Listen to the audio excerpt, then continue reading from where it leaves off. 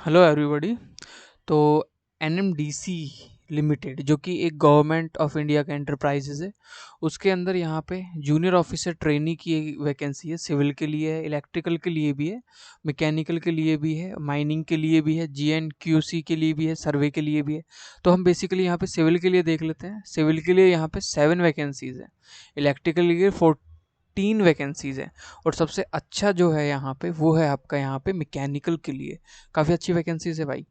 और सिविल के लिए सिर्फ और सिर्फ आपकी 7 वैकेंसीज आपको यहाँ पे देखने को मिल रही होंगी। ठीक है, तो सिविल वाले 7 वैकेंसीज के ऊपर अप्लाई कर सकते हो और ऑनलाइन फॉर्म फिल कर सकते हो। कैसे करना है, एक चीज़ नोट करके इन्होंने लिखी है। क्या करके लिखा है? The number of post indicated above is tentative, मतलब कि टेंटेटिव है, बढ़ाई और घटाई भी जा सकती है, and may very depending upon the organisational requirement. अगर ज़्यादा चाहिए होंगे तो वो बढ़ा देंगे, है ना। फ्यूचर में आपको पता है हर एक नोटिफिकेशन के अंदर ऐसा कुछ लिख देते हैं वो लोग कि टेंटेटिव ही लिखते हैं।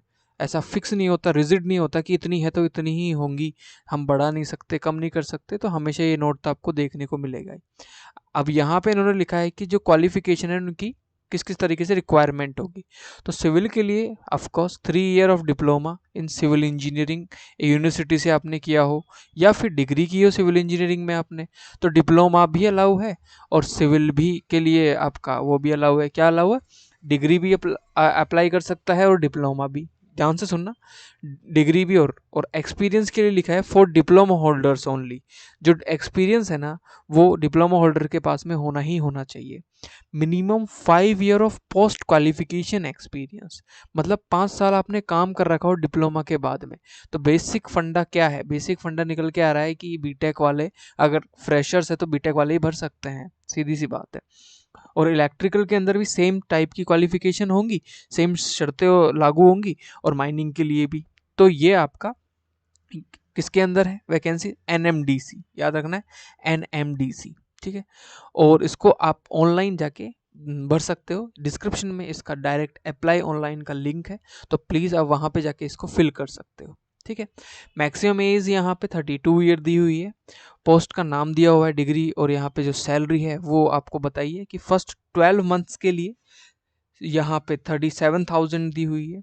किसके लिए? Junior officer civil engineering electrical mechanical सबके लिए। और pay scale on the completion of training, training complete होने के बाद में आपको अबाउ 37,000 से लेके 1,30,000 तक आपको सैलरी मिलेगी एज पर योर परफॉर्मेंस। ठीक है, तो ये आपको याद रखना है। ठीक है, आप कैसे इसको डिटेल में जाके कर सकते हो, कैसे अप्लाई कर सकते हो, फॉर डिटेल नोटिफिकेशन तो मैंने आपको बता ही दिया। आपको अप्लाई करने के लिए यहाँ पे लिंक मिलेगा नीचे डिस्क्रिप्शन में, उस पर क्लिक करना है और आप सीधा वेबसाइट पे ओपन हो जाओगे। आपको जो अमाउंट होगा 250 रुपीज़, मतलब 250 रुपये फिल करने हैं सारे कैंडिडेट्स के लिए। ओके, जो कि नॉन रिफंडेबल होगा, कि आपको रिफंड नहीं मिलेगा। ठीक है, आप यूपीआई किसी से भी कर सकते हो। तो आप एक बार एक चीज़ ध्यान रखना है इसमें, before applying their online application candidate advise to keep soft copy of the documents. मतलब कि आपको वही है, जैसे हम सारे के सारे फॉर्म भरते हैं वैसे ही आपको यहाँ पे फ़ोटो डालनी होगी, सॉफ्ट कॉपी डालनी होगी। तो इस तरीके से हम इसको डाल सकते हैं। अब बात करते हैं सिलेक्शन कैसे होगा। तो मोड ऑफ सिलेक्शन, सैलरी की बात हो गई, आप कैसे इसको अप्लाई करेंगे। अब देखेंगे mode of selection. Mode of selection में दो चीज़ें होंगी। सबसे पहला होगा आपका यहाँ पे रिटन टेस्ट, कितने मार्क्स का? 100 मार्क्स का। और सुपीरियरिटी स्किल्स टेस्ट, मतलब आपको यहाँ पे क्वालिफाई करना है। एक स्किल टेस्ट होगा, बेसिकली एक छोटा सा इंटरव्यू होगा। तो टोटल मार्क्स जो होगा वो 100 मार्क्स का ही होगा। तो आपसे इंट्रोडक्शन वगैरह लेंगे। आपका अगर रिटन टेस्ट अच्छा गया है तो 100% आपको 100 में से अगर आपके 70 60 80 के बीच में मार्क्स हैं एज पर द कैटेगरीज, तो आपको वो सिलेक्ट कर लेंगे। ठीक है, तो ये एक तरीके से आप बोल सकते हो एनएमडीसी लिमिटेड है, जो कि आपका गवर्नमेंट ऑफ इंडिया का एक एंटरप्राइज है। तो यहाँ पे आपको करना है, ध्यान रखनी है एक बात, the candidate will be called the supervisory skills test basis of the performance written test by the following reservation policies. जैसे यहाँ पे इन्होंने बोला है कि आपको मिनिमम इतने नंबर तो लाने पड़ेंगे। SC ST के लिए 40 मार्क्स, ओबीसी को 45 मार्क्स लाने पड़ेंगे, कितनी भी, अगर 45 से कम कट ऑफ नहीं जा सकती, ये कहने का मतलब है। और अगर आप अनरिजर्व कैटेगरी से हो या EWS कैटेगरी से हो तो 50 मार्क्स आपको मिनिमम लाने पड़ेंगे, इससे कम कट ऑफ नहीं जाएगी। ठीक है, तो ये बात आपको याद रखना है।